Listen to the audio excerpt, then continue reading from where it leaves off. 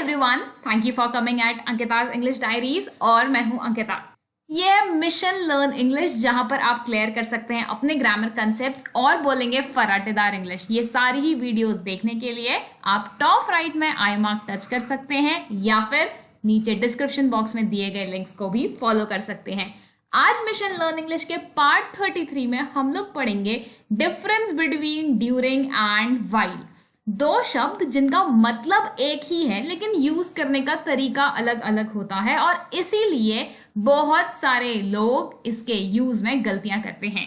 तो स्टार्ट करते हैं mission learn English part 33। During and while दोनों का ही मतलब हिंदी में के दौरान होता है। वह मूवी के दौरान सो रही थी।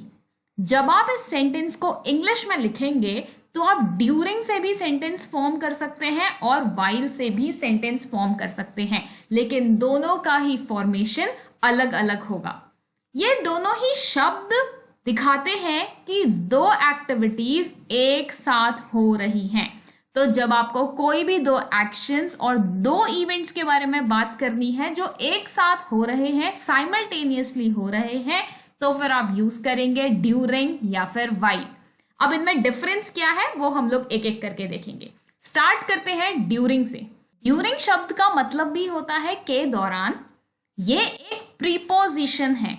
हम लोगों ने मिशन लर्न इंग्लिश के फर्स्ट पार्ट में हम लोगों ने देखा था हमारे पास अलग अलग पार्ट्स ऑफ स्पीच होते हैं और उनमें से ही एक होता है प्रीपोजिशन। तो ड्यूरिंग हमारा एक प्रीपोजिशन है और ड्यूरिंग के बाद हम लोग हमेशा यूज करते हैं नाउन का।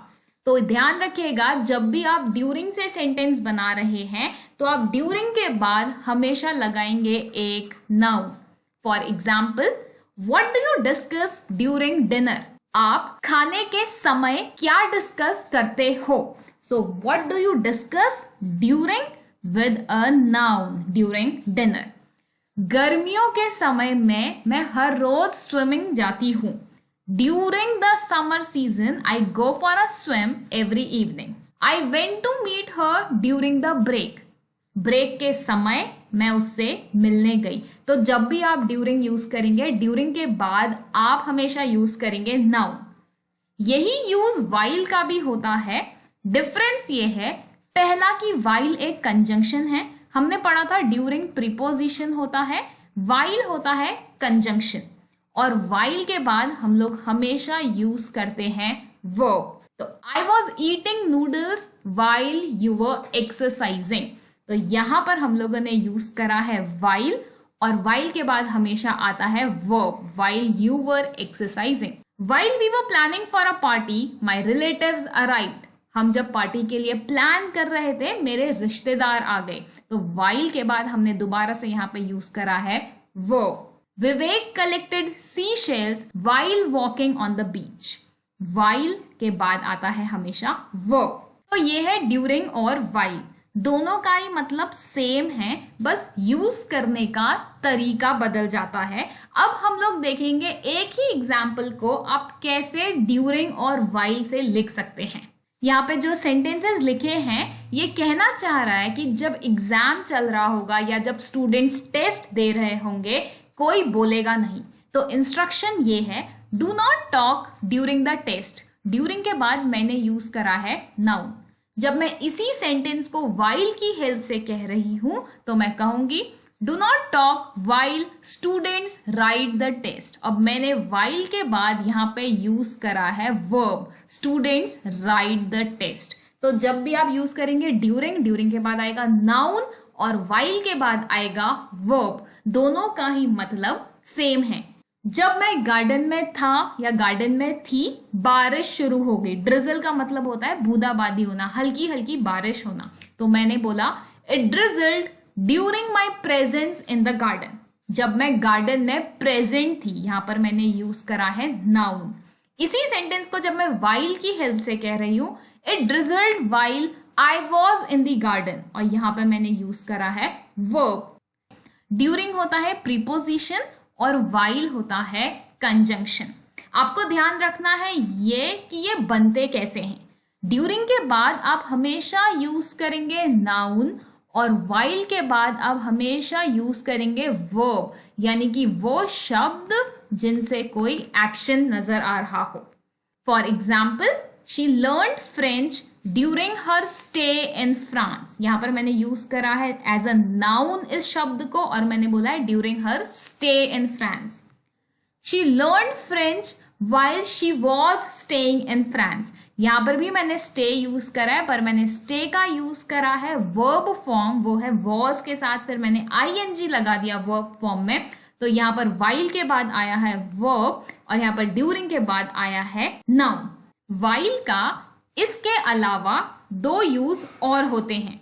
पहला यूज वाइल का होता है जब हम दिखाना चाह रहे हैं एक पीरियड ऑफ टाइम, यानी कि मैं ये बोल रही हूं थोड़ी देर के लिए। अगर मैं ऐसा कहना चाह रही हूं थोड़ी देर के लिए, तो फिर मैं इंग्लिश में यूज कर सकती हूं वाइल। फॉर एग्जाम्पल, मैंने कल उससे थोड़ी देर फोन में बात करी। I spoke to her on phone for a while yesterday. I slept a while before dinner.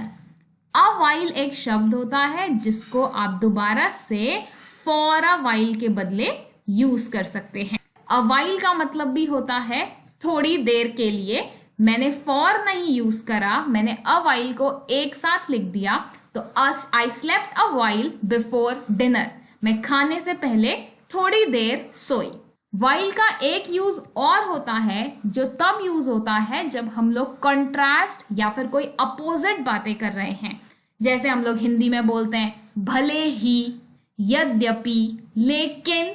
तो जब हम लोग दो बातें दिखा रहे हैं जो आपस में अपोजिट हैं या फिर कंट्रास्ट हैं, वहां पे हम लोग यूज करते हैं वाइल। फॉर एग्जाम्पल, भले ही मैं उनसे प्रोफेशनल मैटर्स में एग्री करता हूं, लेकिन मैं उनके ऊपर भरोसा नहीं कर सकता। तो while I agree with him on professional matters, I won't trust him for leading the group. भले ही मैं कुत्तों को पसंद करता हूं, लेकिन मेरी मम्मी पसंद नहीं करती। While I love dogs, my mother doesn't like them. तो यह है थर्ड यूज ऑफ while, जहां पे हम लोग कंट्रास्ट या फिर अपोजिशन भी दिखा सकते हैं। तो ये था ड्यूरिंग और वाइल के यूजेस। अब है आपके लिए एक छोटी सी एक्सरसाइज आपके रिवीजन के लिए। Pause the video and fill the appropriate word that is used here. And that's all for the video today. If you have got any doubts or feedback, please write them in the comment section below. और अगर आप किसी particular lesson पे video चाहते हैं, वो भी आप मुझे comment section में जरूर बताइएगा। Do like, share and subscribe for more such videos. Thank you. Have a great time with learning. Bye bye.